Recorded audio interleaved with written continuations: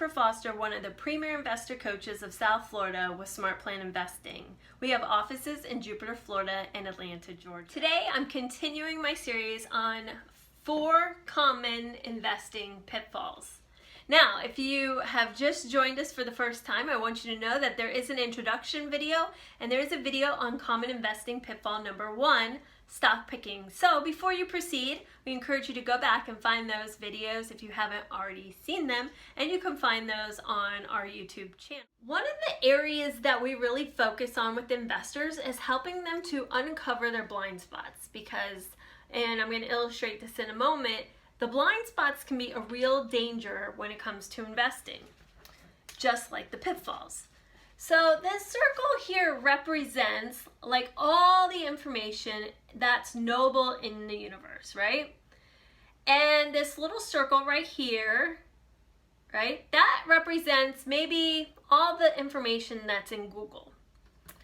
Now this first piece of the pie here is what we know.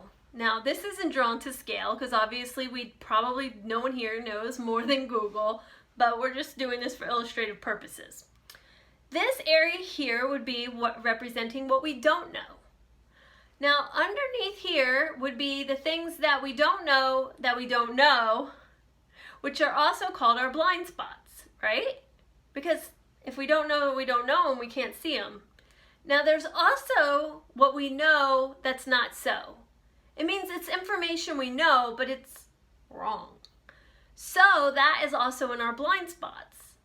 Now, let me ask a question. What can you do with what you know that you know? You can use it. And now what can you do with what you know that you don't know? You can learn it and move it to what you now know, right? Now, what can you do with what you don't know that you don't know? Absolutely nothing. So in this video today, we're going to help you to uncover a blind spot that you might have when it comes to investing, and we're going to talk about market timing.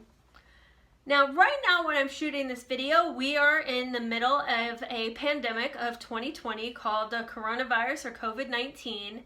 Many people have stayed home because they maybe aren't essential workers, and with that, a lot of people are cleaning out closets.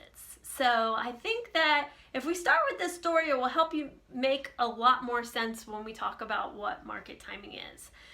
So I don't know about you, but I do this often when I clean out my closet. I probably held on to things for a long time, and finally I'm like, this is no longer cool, it's no longer in style, it's never coming back, I'm just gonna get rid of it.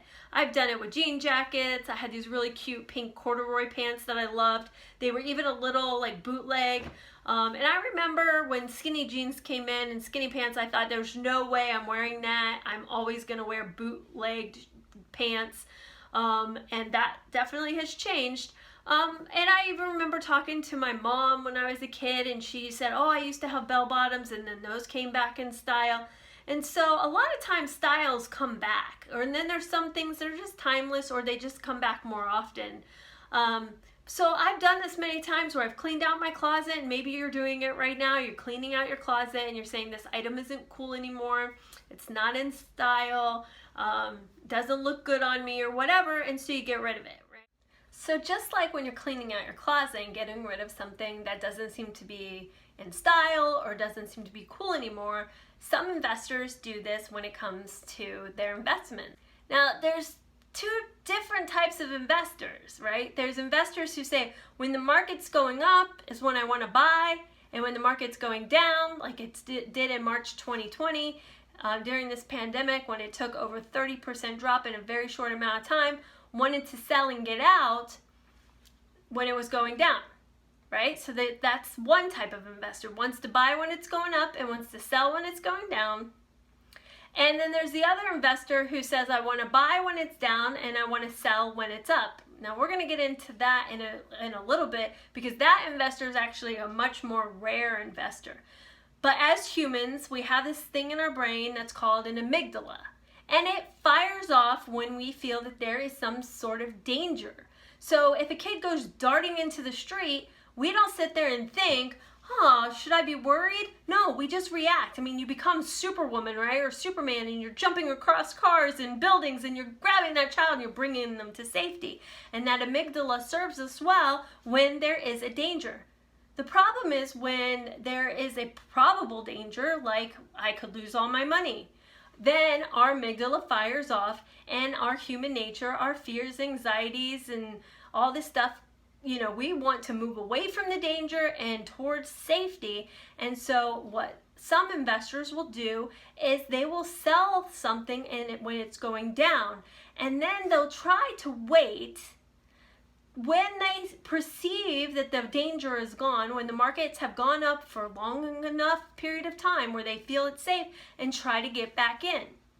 Now I want to just go right back to Business 101. I'm sure you've worked for a company, maybe even owned a company, right? How do you make money as a business? You have to either buy a product or a service at a lower cost and then resell that product or that service at a higher cost. So you have to buy low and sell high. The same is true in the stock market. Yet investors, when the amygdala is firing and there's fear, they can often do the complete opposite. So we believe that market timing in all its forms is destructive behavior.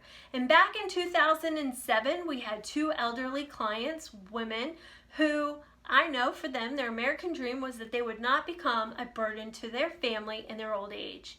Now, in 2007, the fourth quarter, the market started seeing some negative returns, but it wasn't anything to be too worried about. We have that, from time to time, the markets are going to go down.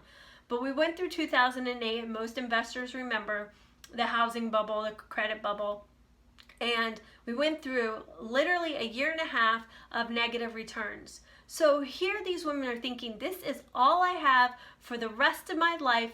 It's gonna go to zero. I'm gonna lose everything. I'm gonna become a burden. And no matter what amount of coaching, that amygdala was firing, and they were trying to flee from the dangers or the perceived dangers. And they got out of the market 3 to 4 weeks from when the market started taking its recovery. Now they told us, I will never get back in the market. And what happened is they weren't able to recover their losses. They locked in a year and a half worth of losses, never to recover again. Now, the investors that actually stayed put recovered in about 2 years. Now, there are studies, and we're not going to show them today, but we show them in our bi-weekly coaching calls. There are studies that show the investors that actually stay put versus those who try to get in and out of the market at the right time actually fare better. So staying put, they would have fared better than getting out. And, they got out at just the wrong time, because if they just waited a few more weeks, the market started to recover. So that is one way that market timing shows up. Now we're seeing market timing another way right now. There's actually two ways we're seeing it. So one way is that there are people who don't have money in the market, or they have some money on the side and they're trying to figure out, well, when's the best time to get in the market? We all know that we want to buy low and sell high. We've already discussed that, right? So stocks were on sale for the first time in like a decade. So the smart investors are saying, I want to get in. I want to get in as quick as possible. I want to take advantage of while stocks are low, right? So you have that one type of investors like, I want to get in now. But then you've got the one who's like, I'm not sure. Is it going to go down even more? Will it go down again? Is this the bottom? They're trying to time and figure out when is the time to get in and out. Now, what I do know is that now is always the right time to be a prudent investor. Do I know if the market's going to go back down? No, I don't.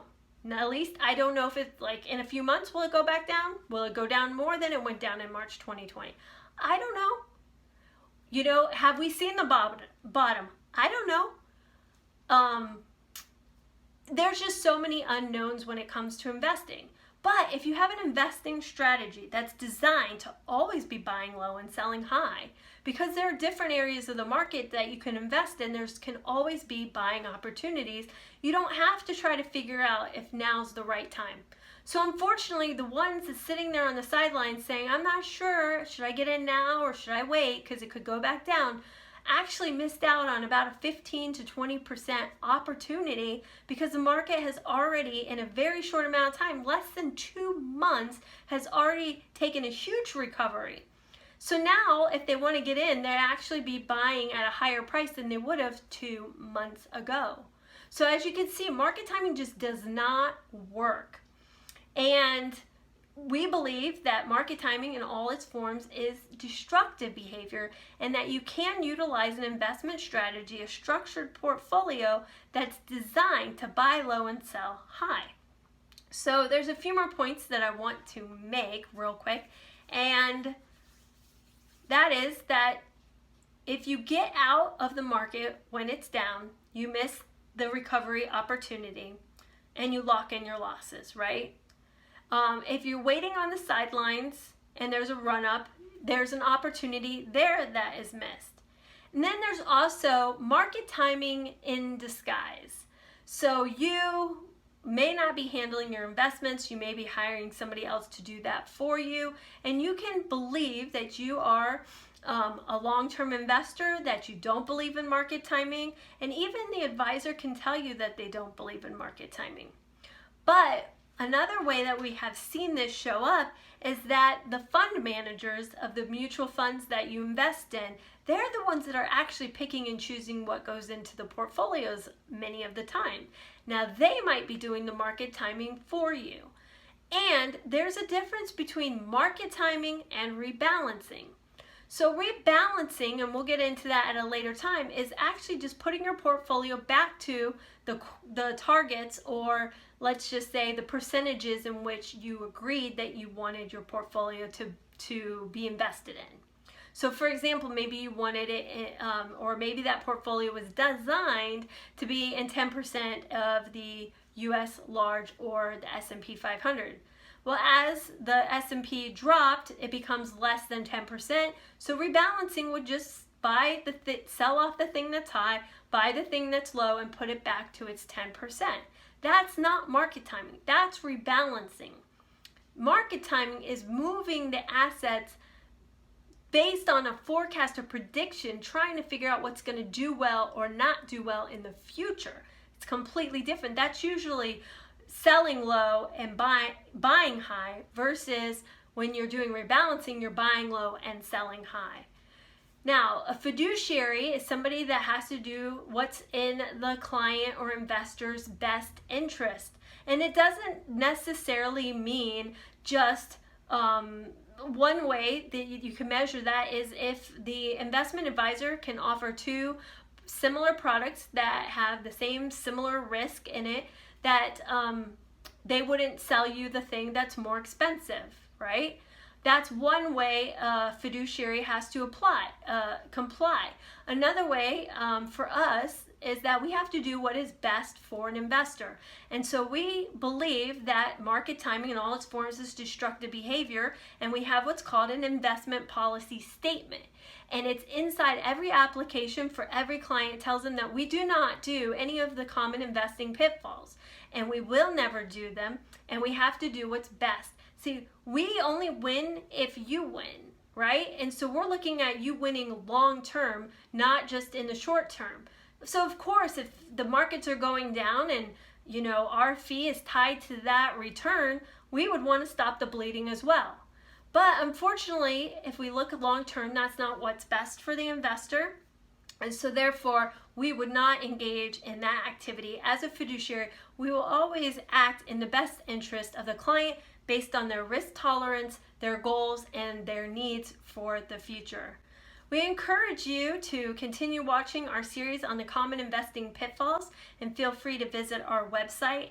And if you have any questions, we encourage you to register for one of our upcoming investor breakthrough sessions, and we'd be happy to answer any questions. Just reach out to us.